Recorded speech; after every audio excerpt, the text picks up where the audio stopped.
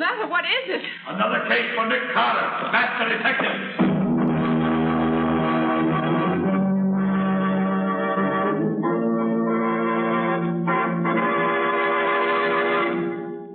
Yes, it's another case for that most famous of all manhunters, the detective whose ability at solving crime is unequaled in the history of detective fiction, Nick Carter, master detective. Tonight's curious adventure, The Flying Duck Murders, for Nick Carter and the Gold Thieves.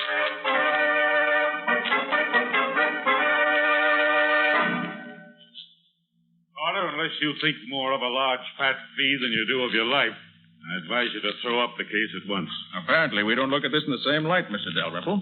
I expect danger, and I'm prepared to meet it. I suppose you know that 2 other detectives have come out to this wild Montana country where the Flying Duck Mine is located trying to find the trouble. But do you know that neither of them lived to tell what they found? How were they killed, Mr. Dalrymple? They went crazy, Miss Bowen.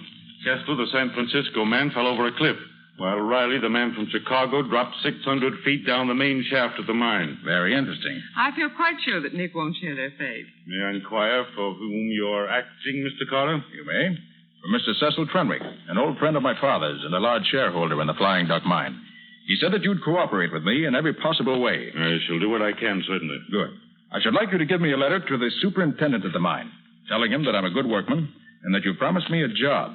I shall disguise myself as a miner, using the name Dave Jarvis. Very well. You said your name will be Dave Jarvis? Right. Well, that'll do what you want. Give it to Mr. Nate Crosby, the mine super. He happens to be here in town this morning. Unless you change your mind and decide to return to New York. Thank you, Mr. Dalrymple, but I'm staying here till my work is finished. Good morning. Goodbye. Good morning. Wait a minute, Patsy. I wonder if Mr. Dalrymple is... 431, operator. Yeah. Yes. Hello? I want to speak to Nate Crosby. Okay, I'll wait. Crosby? He's the mine super, Nick. Yes, things are beginning to move already. Yes. If I open this door a crack, we'll hear better. Nate, this is Dalrymple. Nick has done what he's been threatening to do for so long. He sent Nick Carter out here to investigate. Yes, Nick Carter, the one man in the world I'm afraid of. You've got to market the stuff right away. We can't wait any longer now. Give him the job he wants and then take care of him. Yes, if you don't, it may mean curtains for all of us. Right. So long. That will settle your future, Mr. Nick Carter. I very much doubt that, Mr. Dalrymple. Thanks for the attention, Mr. Dalrymple. But I intend to take care of my own future.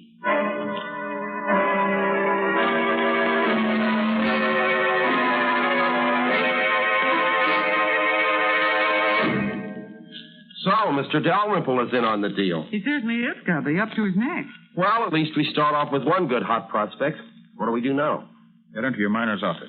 Then take this note down to this address and give it to Nate Crosby, the mine super. Now remember, your name's Dave Jarvis, and Crosby's to give you a job in the mill. Okay, Nick. Then what? Well, first and foremost, keep your eyes open. Crosby will believe you're Nick Carter. So watch out for him.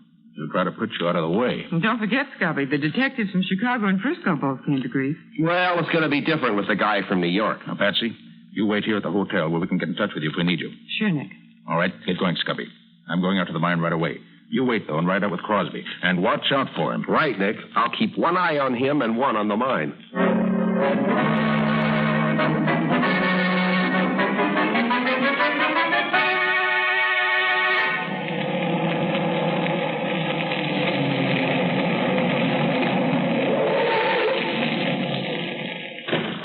Thanks for the lift, Bud. That's okay, pal. That's the super's office right there. Thanks. I'll be seeing you. You looking for someone? You the super of the Flying Duck Mine? No, I'm the assistant super. Clem Hendricks is the name. Well, my name's King. I'm writing up an article about the mines of Montana for the Miners' Times of Kansas City. Any objection to me sticking around a while, looking things over? None at all, Mr. King. Just so long as you say something good about us in your article. You want me to show you around? No, thanks. I'll just drift around and see what I can pick up. If anyone stops here, tell them I said it was okay. Thanks, I will. Be seeing you. Now, if find the boss of the day shift and get some information on how this place operates.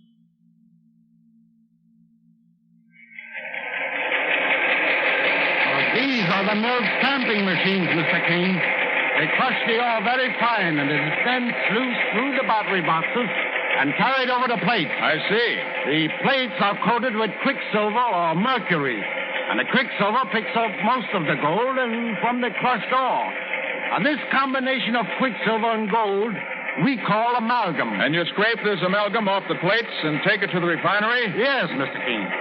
The refinery separates the gold from the quicksilver and casts it into bars. Very interesting. Well, thanks very much. I'll roam along and look the rest of the place over. See you later. That's where you belong, you old hag. Down there with your face in the dirt. You strike, you do. Bad, you old Indian witch, and I'm going to finish the job right. Put down that knife. I had to drop it between your ribs. Never mind. Drop that knife, I said.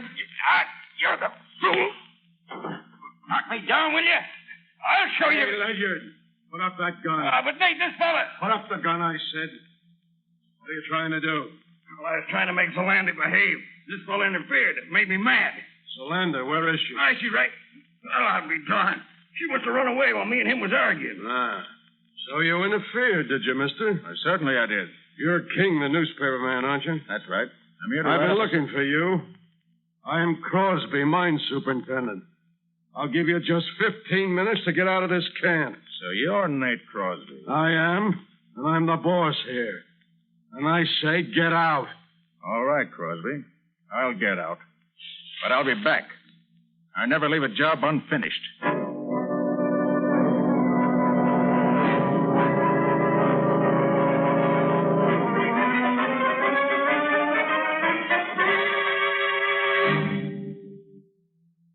All right, pick 'em up. You can carry them. I know they're heavy, but they have to have a solid lead lining so we can ship bodies in them. Put them in the old powder house and shut the door when you're through. Okay, boss. Come on, fellas. Okay. All right, get it up there. That does it. Now we're going to have to move some of these empty powder kegs to make room for all 3 caskets. Jarvis, you stay here and pile them up out of the way. Rest of you get the other caskets. Okay, boss. All right, hop to it. Hey, Scubby, is that you, Nick? Where are you? Behind these cakes. Start piling them up. You can talk while you work. Oh, sure, Nick. What happened, Nick? Why are you hiding in here? Crosby ordered me to get out of camp immediately, but the assistant super suggested I hide here until he gets me a ride back to town. Seems he doesn't like Crosby any better than I do. What with you? Well, I got a job as crusher man on the night shift at the mill. What are these boxes you're bringing in here? Caskets. Crosby told the teamster the bodies of the 2 detectives who got killed were to be taken up and shipped to their friends. White, come them in with another box. Get it in there. All right, fellas. Take it easy. Okay.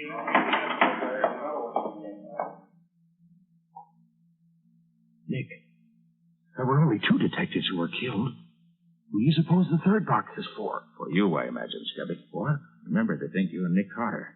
I'm only Mr. King, newspaper reporter. Well, I'll certainly see that casket stays empty. Scubby, you know where the detectives are buried? Well, the teamster told me that Crosby knows because he and a couple of the mill hands took the bodies away. I see. Scubby, I've got an idea. When the men bring in the other casket, you go out with them.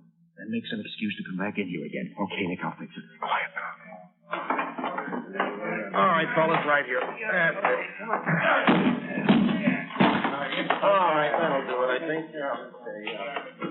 Oh, hey, boss. I must have dropped my knife inside the powder house. Do you mind if I get it? Do what you want, so long as you're not late for your shift at the mill. Okay, boss, I'll be there. Oh, clear, Nick, they've gone. Now, what's your idea? First, shut the door, Scubby. Oh, sure, Nick.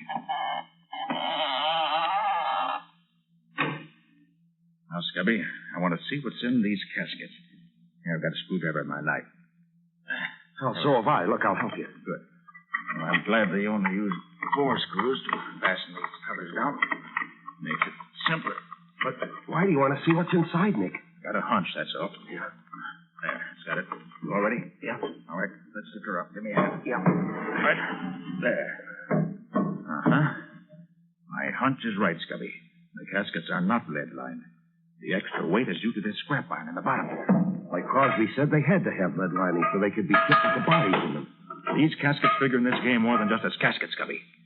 Well, Crosby told the teamster to have a fresh team hitched to the large wagon for him at midnight tonight. I thought so. Scubby, he's going to take these caskets somewhere tonight. And I want to know where. Yeah, but how are you going to find out? I'm going with him. Hidden in this casket. I'll get in it and you put the lid back on. Oh, but Nick, you'll smother in there with the lid down. Scubby, you can put 4 small pieces of wood under the coffin lid before you screw it down. Oh, but Nick, I wish you would... Dragging out. Hurry up. All right. Pretty good fit. All right. Now hurry up. Okay, Nick. Keep your head down while I put the lid on. Okay. Now we have it. Have you learned anything yet, Scubby? Well, the only place in the mill where the gold could be stolen is the room where the battery boxes and the plates are. Well, have you found out how they did it? No, not yet. I hope to learn tonight when I'm on duty in the mill. Good, Scubby. You take care of that end. Now, what's this end? Yeah. Well, here's good luck to us both. I suspect we both may need it.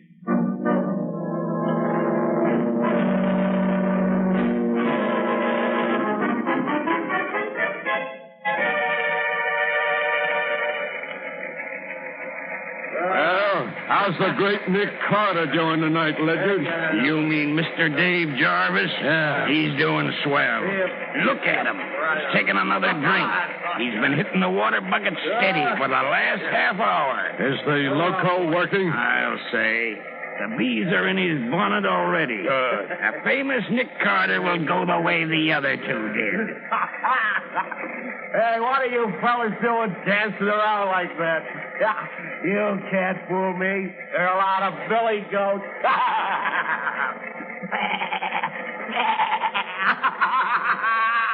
Oh, I'm thirsty.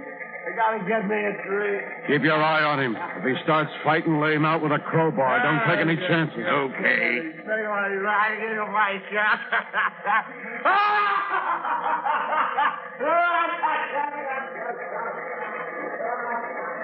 Did you see that?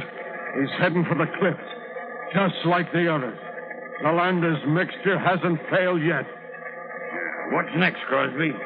Ledyard, get my team from the stable at midnight tonight and meet me at the old powder house. Now we can put Nick Carter's name on the third casket.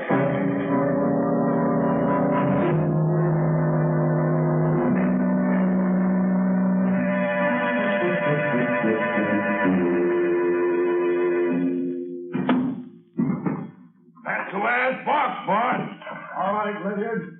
You sit on the top box. I know that, boss. That's Courtney. I'd like to see his face if he knew I was in this casket. What did you take such wild broncos for, Super? They're the only fresh team in the stable. We got a hard run tonight over rough country, where no truck could possibly go. All right, Sam. Let them go and then climb up here with me. Here they go. Watch them. Okay.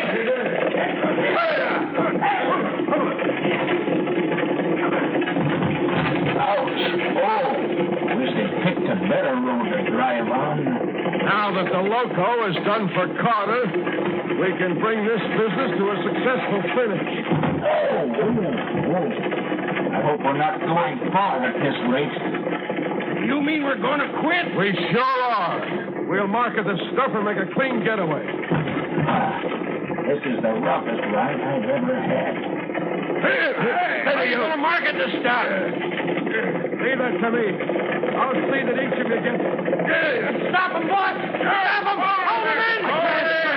They're running away. One of the reins is broken. Running away? I didn't count on this. We're going to smash! Jump for your lives!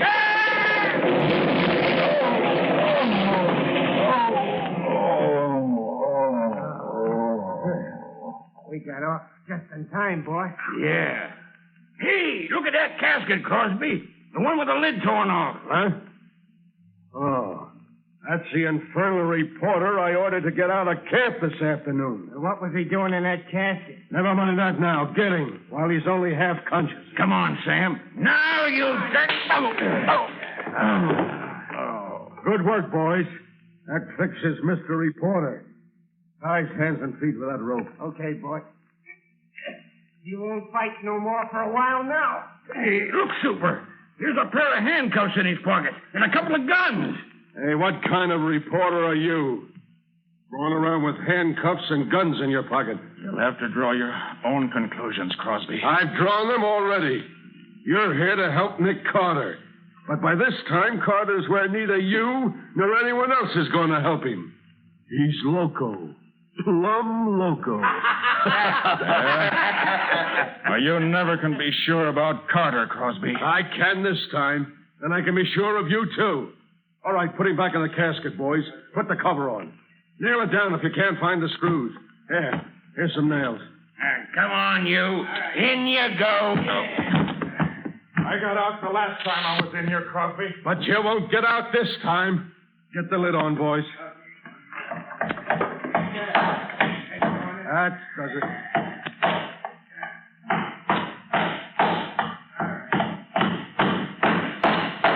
That's swell. That's enough. He can't do anything with his hands tied. Lydiard, you and Sam get the shovels that were in the wagon and dig a nice, deep hole. We'll bury our reporter friend with our blessings.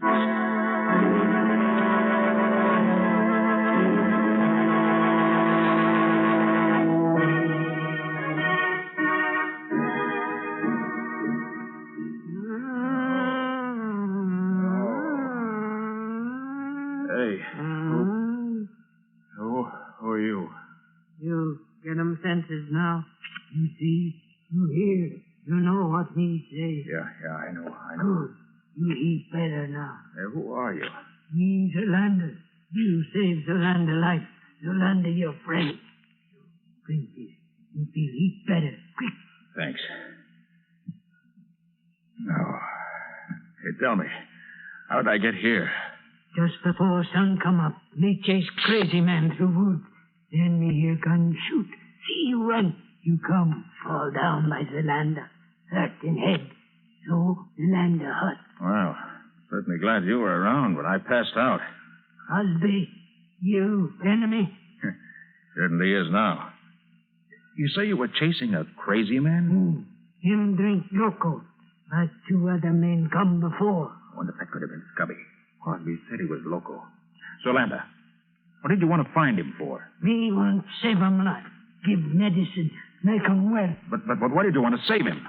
Crosby give him loco this man. Zolander hate Crosby. Want save man. Crosby want kill. Zolander, listen. I think this crazy... No, Scubby! No, put down that knife, Scubby! No, Scubby, no! Give me that knife! Give it to me! There. No. I hate to do this to you, but it's the quickest way, so... No.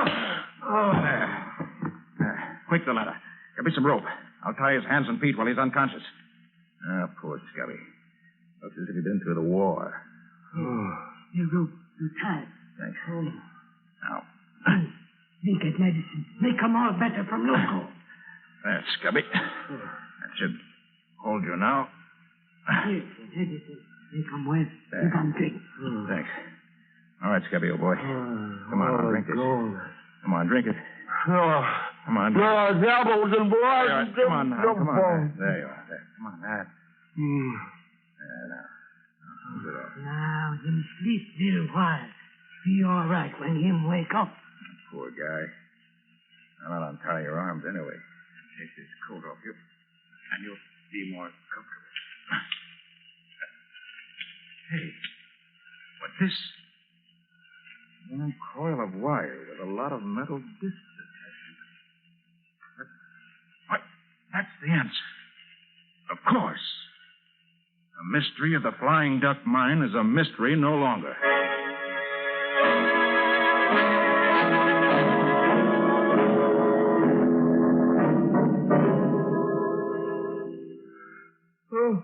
Well, Scubby, you feeling better now that you've had some sleep? Yeah, I feel pretty good. Why? You don't remember what happened to you yesterday morning? Well, the last thing I recall is going to the water bucket and taking a long drink. Seemed as if the more I drank, the more I wanted. Well, that water bucket was loaded with loco weed juice. What? Surprised you didn't notice it. Well, I'm surprised at myself now. But both the amalgamators, even Crosby himself, kept drinking. Or pretending to from that same bucket. Well, they certainly had me fooled. Look, Scubby, you Remember seeing these discs strung on this coil of wire? Well, yeah. Yeah, I recall seeing one of the amalgamators have it last night. Why, did I bring it here? You did. And it breaks the case wide open. Well, good for me, even if I didn't know it. Hey, tell me, Nick, what are those discs used for? Here, I'll show you. Yeah. Now watch. Now you see? This stuff I'm scraping off is amalgam, a mixture of quicksilver and gold. The men who worked in the battery boxes in the mill, the amalgamators, hung these discs and a lot more like them in the battery boxes, right where they'd catch the best of the gold before it flowed over the other plates.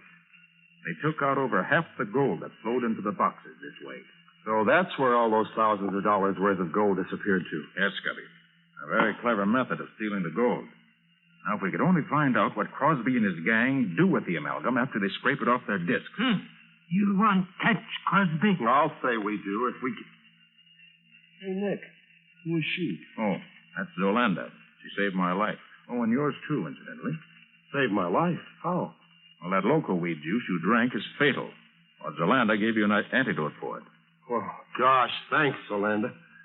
Gee, I'm sure much obliged. Crosby try kill me. Me fix him. The land they know all about Crosby. You come with me. Well, where are you taking us? Crosby got cave inside mountain where he hide stuff. Come, me show you.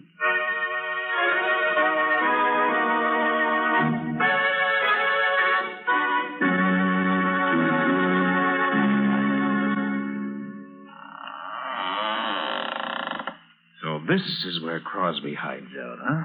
Yeah. Too bad there's no one here now. But they've been here today. Look there, Scubby. Well, that looks like the scrap iron we took out of the casket in the old powder house before you hid in it. Right, Scubby. And this scrap iron was in the other two caskets. So they brought them up here. I wonder why. There's the answer. Over there in that corner. And the Thayer's furnace. And it's still warm, Scubby. Then we must have scared them off when we came up. Wait. Let me take the cover off this retort.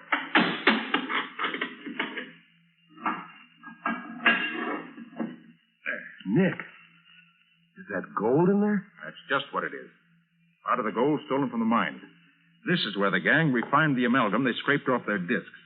Much easier to handle gold this way because it weighs so much less. Now, since we know from what Dalrymple said that they never disposed of any of the stolen gold, they must have 800 or 900 pounds of it by now.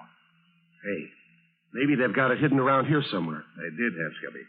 But not now. Well, what makes you think so, Nick? Here. Take a look outside there. Been digging there very recently. Oh, but of course, Nick, they had to dig up the bodies of the two detectives to ship them back home. No, Scubby. The way it looks to me is this. After I got away from them last night, Crosby and his men took up the casket they tried to bury me in and tried to bury you in? Hey, you didn't tell me about that. About it later, Scubby. Right now I'm interested in what happened here. They brought the 3 caskets up here early this morning, loaded them up. How could they load 3 of them? They only had 2 bodies. No, Scubby. 3 caskets were loaded up. Don't you understand yet? No, Nick, I'm afraid I don't. How could they be Scubby, loading up? How good are you at riding a horse? Riding a horse? Yeah. Oh, I used to ride years ago. Why? Good. Zolanda, can you get us a couple of good fast horses right away? For you, me, get 2 good horses quick. Good. Come on, Scubby. Let's get the horses and ride to the railroad station before the eastbound train gets in.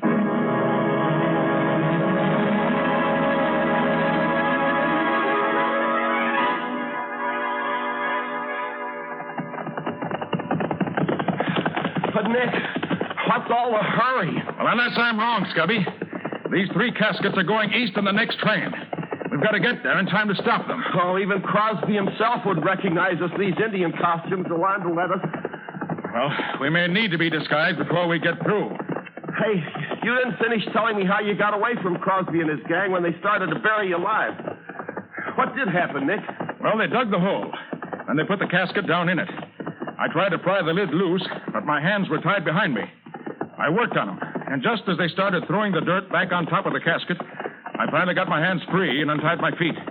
Just then, I heard shooting and some female screaming. A female? Out there in the wild? Yeah. It was Zolanda, I found out later. Well, I managed to loosen the cover and push it up enough to see that Crosby and the men were watching something across the clearing. So I seized my chance and climbed carefully out of the hole on the opposite side.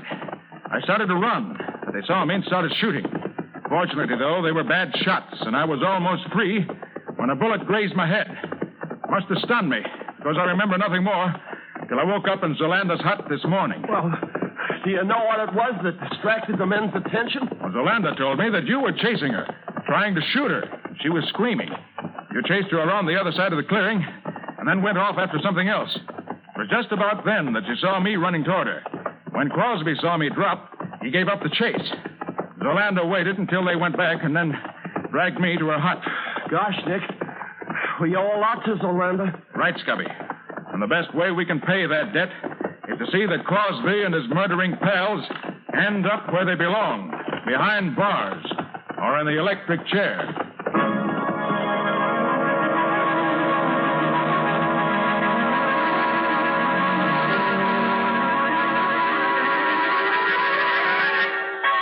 You understand, Patsy?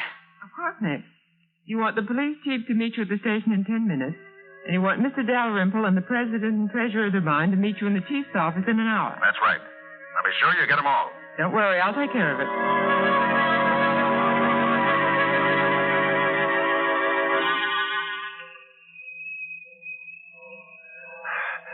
These are the ones, Nick. These three here on the baggage truck. Did you notice the names on them, Scubby? Yeah. Joe Briley, Phil Kessler. Oh, and look, Nick Carter. I'd rather be out here dressed as an Indian than in there dressed as a corpse. One side there, rain in the face. We got to get these caskets into the baggage car. Just a minute. You see this badge? Special agent. So what? What do you want me to do? Just leave these caskets in the baggage truck for now. But they're supposed to go on They're this... staying here, quiet. Hey, look here, baggage master. Get these boxes on the train and be quick about it. No be in hurry, mister. Why, you Indian meddler, what the deuce do you... You look behind you. What do you mean? Take your hat off, Scubby. Sure, Nick. There you are, Mr. Crosby. Dave Jarvis. Why, you... Don't try to start anything, Crosby. I've got my gun on you. Where's getting these boxes off? Hurry, man, officer. These three right here. Get your hands up, all of you, and pass. Hey, What the you devil can't you do think? that. What is it? Quiet, all of you. You three men are under arrest. Charged with robbing the Flying Duck mine and with the murder of Detectives Riley and Kessler.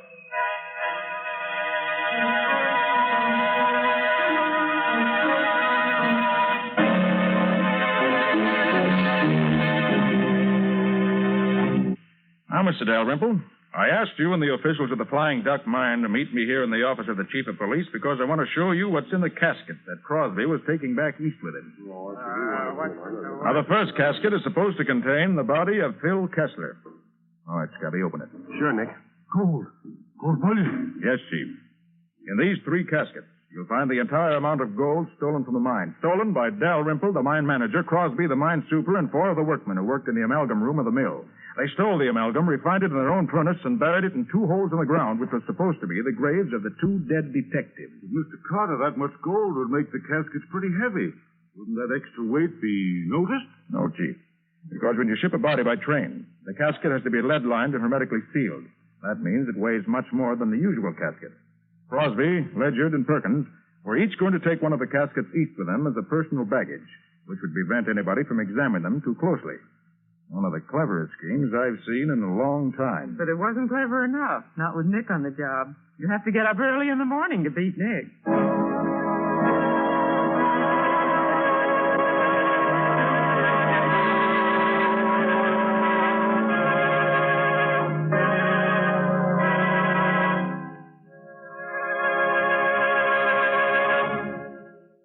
This was another strange experience of Nick Carter, master detective, called The Flying Duck Murders or Nick Carter and the Gold Thieves.